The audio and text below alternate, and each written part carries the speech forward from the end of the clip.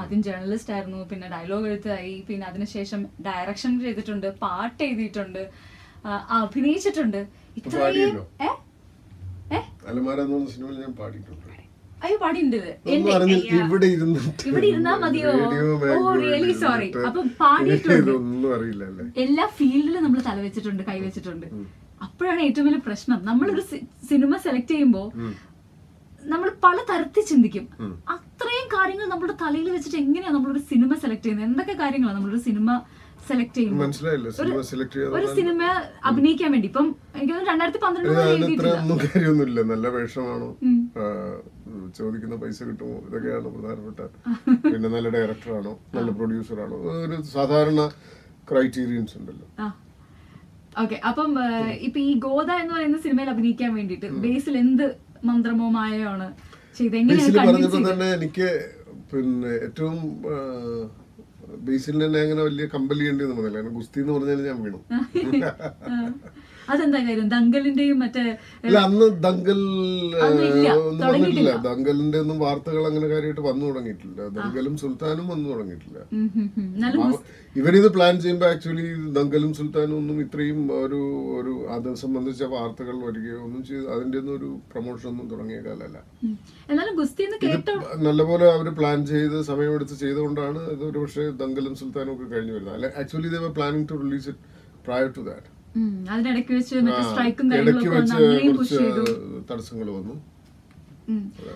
എന്നാൽ പോലും ഇദ്ദേഹം വളരെ ചെറുപ്പക്കാരനായ ഒരു ഡയറക്ടറാണ്. അപ്പം മക്കളെക്കാൾ പ്രായം കുറവാണ് ബേസിൽ. അതാ. അപ്പൊ ഞാൻ ആക്ച്വലി ബേസിൽ ഞാൻ ഇന്നലെ നേരിട്ട് കണ്ടത് നമ്മുടെ ഗോദ ഗാഡി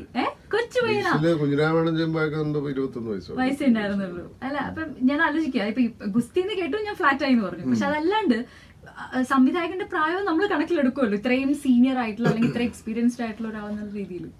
അങ്ങനെയല്ല, പ്രായം ഒരിക്കലും ഒരു ക്രൈറ്റീരിയൻ അല്ല. നമുക്കൊരാളായിട്ട് സംസാരിക്കുമ്പോൾ അയാളെ മനസ്സിലാവില്ലേ, അയാളിൽ പ്രോമിസിംഗ് ആയിട്ടുള്ള എന്തെങ്കിലും ഉണ്ടെന്ന് തോന്നിയാൽ നമ്മൾ അതിൽ വീഴും. അയാൾക്ക് 15 വയസ്സാണോ 20 വയസ്സാണോ എന്നുള്ളതൊന്നും നമ്മുടെ ഒരു അത് ഒരുപക്ഷെ കാണുമ്പോൾ ഉള്ള നമ്മുടെ ഒരു ആദ്യത്തെ ഇംപ്രഷന്റെ പ്രശ്നമായിരിക്കും. ആ ഇംപ്രഷനെ സംബന്ധിച്ചിടത്തോളം വലിയ കാര്യമൊന്നുമില്ല. ഒരാളുടെ തല നരച്ചു എന്നുള്ളത് കൊണ്ട് അയാൾ ഒരു ജ്ഞാനിയാവണമെന്നില്ല. നമ്മുടെ മഹാജ്ഞാനികളൊക്കെ വളരെ ചെറുപ്പത്തിൽ തലയിൽ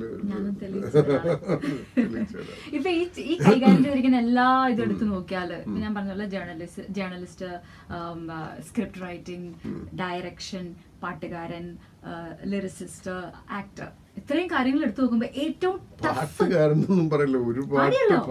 പാടിയ പാട്ടുകാരനാണ്. ഞങ്ങളൊക്കെ പാട്ടുകാരാണ്, ഞങ്ങളൊക്കെ വെറുതെ ഇരുന്ന് പാടാറുണ്ട്. നിങ്ങൾക്ക് അങ്ങനെ നാണല്ലായിരിക്കും, എനിക്ക് നാണുണ്ട്. ഇതിലൊക്കെ ഏറ്റവും അങ്ങനെയാണെങ്കിൽ ഏറ്റവും ടഫസ്റ്റ് പാട്ടായിരിക്കും. അല്ല, പാട്ടൊട്ടും പിന്നെ ടഫായിരുന്നില്ല. കാരണം വെച്ചാൽ ഞാൻ എങ്ങനെ പാടുന്നു അങ്ങനെ മതിയായിരുന്നു അവർക്ക്. അല്ലാതെ യേശുദാസ് പാടുന്ന പോലെ ഞാൻ പാടുന്നെന്ന് പറഞ്ഞിട്ട് വന്നതല്ല. ഞാൻ എങ്ങനെ അത് പാടാൻ പറ്റുമോ അങ്ങനെ പാടിയാൽ മതി എന്നുള്ള നിലക്കായിരുന്നു. അതുകൊണ്ട് പാടിയത്. അല്ലെങ്കിൽ ഞാൻ അങ്ങനെ ഒരു അബദ്ധത്തിൽ ചാടി ഇറങ്ങില്ല. എന്നെ വിളിച്ചിട്ട് ഒരു പാട്ട് പാടണമെന്ന് ഒരാൾ പറയണമെങ്കിൽ അത് എന്നെ കൊണ്ട് ചെയ്യാൻ പറ്റുന്ന ഒരു കാര്യം മാത്രമായിരിക്കും. അതിനേക്കാൾ മഹാകാര്യങ്ങളൊന്നും ആയിരിക്കില്ല.